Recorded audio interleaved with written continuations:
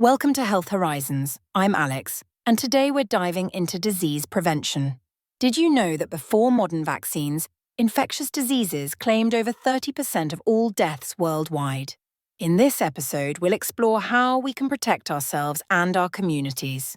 Thanks, Alex. I'm Sarah, and I'm thrilled to unpack the science behind staying healthy.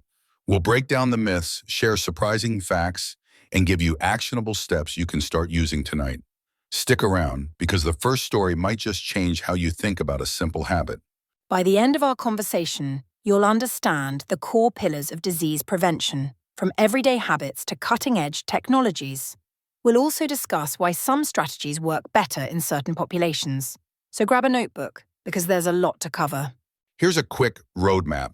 First, we'll look at the fundamentals like hygiene and vaccination. Then we'll dive into lifestyle choices such as diet, exercise, and sleep. Next, we'll examine public health policies and environmental factors. Finally, we'll explore emerging tools like genomics and AI. Each segment builds on the last, creating a full picture. Sounds like a plan, Sarah. Let's jump right in and start with the basics that everyone can apply today. But here's what's really interesting. Some of the simplest actions have the biggest impact. When we think about stopping disease, the first thing that comes to mind is often hand hygiene. Studies show that proper hand washing can reduce respiratory infections by up to 23% and diarrheal diseases by 30%. That's a powerful reminder that a simple habit can save lives, especially in crowded settings. Exactly, Sarah. Vaccination is the next pillar, and its impact is staggering. Smallpox eradication alone saved an estimated 300 million lives in the 20th century. The principle is simple. Train the immune system to recognize a pathogen without causing disease. Yet the logistics of delivering vaccines worldwide remain a massive challenge. But here's what's really interesting. Despite the evidence, vaccine hesitancy persists in many communities. Misinformation spreads faster than facts, especially on social media, leading some people to doubt safety. Addressing those fears requires empathy, transparent data, and trusted messengers. That's a great point, Sarah. And it reminds me of a recent field study in rural Kenya, where community health workers used storytelling to improve uptake. By framing vaccination as protecting one's family and future generations, acceptance jumped by 15%. It shows that cultural context can turn statistics into personal motivation. Now, moving beyond medical interventions, lifestyle choices form the third foundation of disease prevention. What most people don't realize is that diet, exercise, and sleep interact with our immune system on a daily basis. Let's unpack each component and see how they reinforce each other. Starting with nutrition, a diet rich in fruits, vegetables, whole grains, and healthy fats supplies antioxidants and micronutrients that support immune function. For example, vitamin C and zinc have been shown to reduce the duration of common colds. Conversely, excessive sugar can impair white blood cell activity, making us more vulnerable. Exactly. And what's more, the Mediterranean diet, which emphasizes olive oil, nuts, and fish, correlates with lower rates of chronic inflammation and cardiovascular disease. A 2018 meta-analysis linked it to a 20% reduction in infection-related hospitalizations. So adopting that pattern can be a proactive defense. Physical activity is another key player. Regular moderate exercise boosts circulation, allowing immune cells to move more freely throughout the body. A study from the University of Copenhagen found that participants who exercised 3 times a week had 43% fewer sick days than sedentary peers. And let's not forget sleep. Our bodies perform critical repair work while we rest. Sleep deprivation lowers the production of cytokines, the proteins that help fight infection. Aim for 7 to 9 hours per night, and you'll see a measurable improvement in immune resilience. Mental stress also plays a hidden role. Chronic stress elevates cortisol, which can suppress immune response over time. Mindfulness practices, even 5 minutes a day, have been shown to lower stress hormones and improve vaccine efficacy. Shifting gears to the environment, clean water and sanitation are foundational public health measures. The WHO estimates that improved sanitation could prevent 9.1% of all diseases worldwide. That's why infrastructure investments are as vital as individual habits. Exactly, Sarah.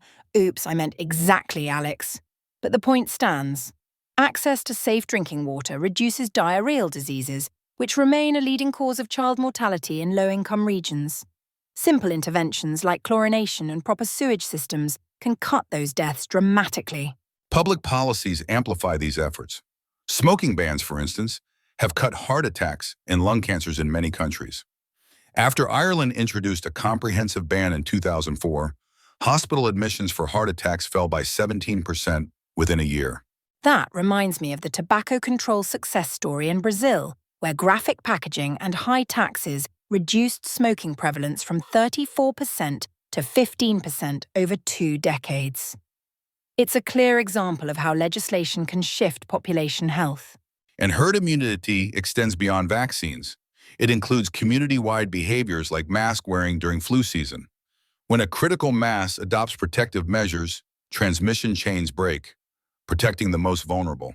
The COVID-19 pandemic taught us that rapid response matters.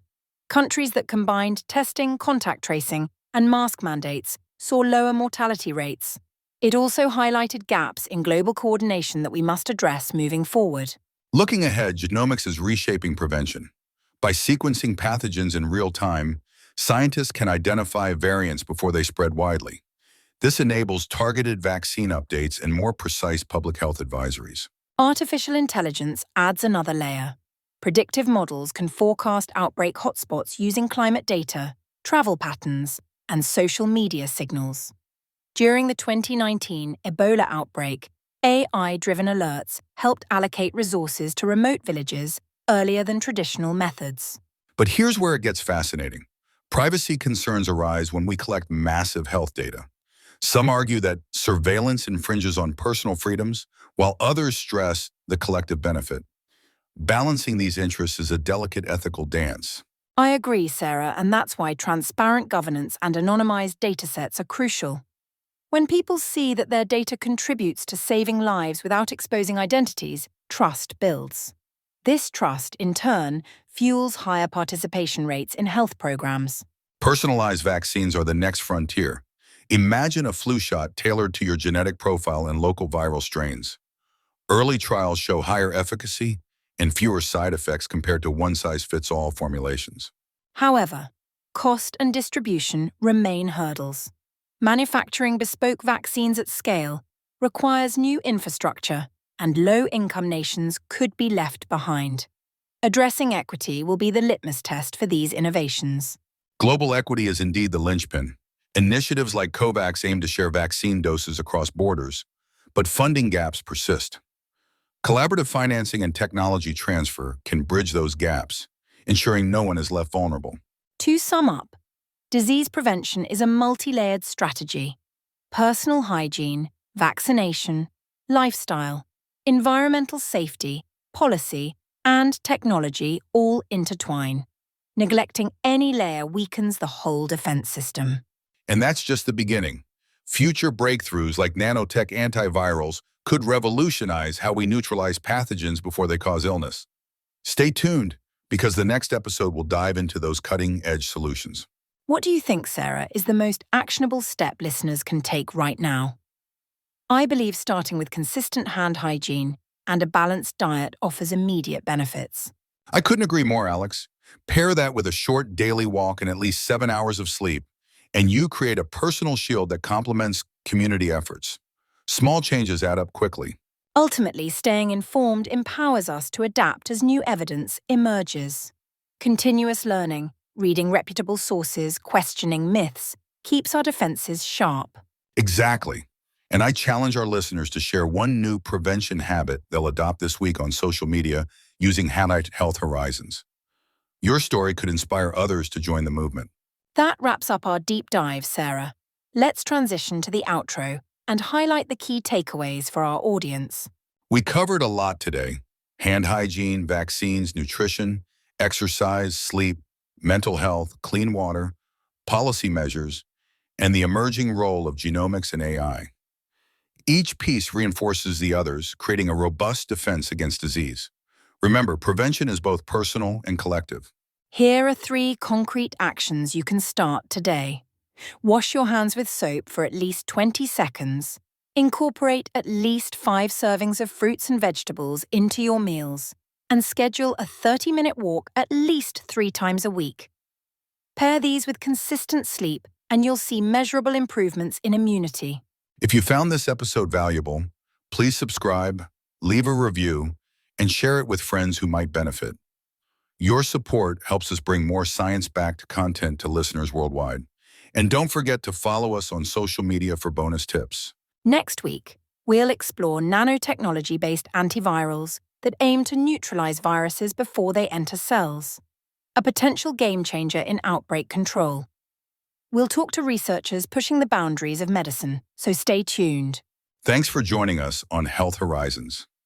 Keep questioning, keep caring, and keep protecting yourself and your community. Until next time, stay healthy and stay curious.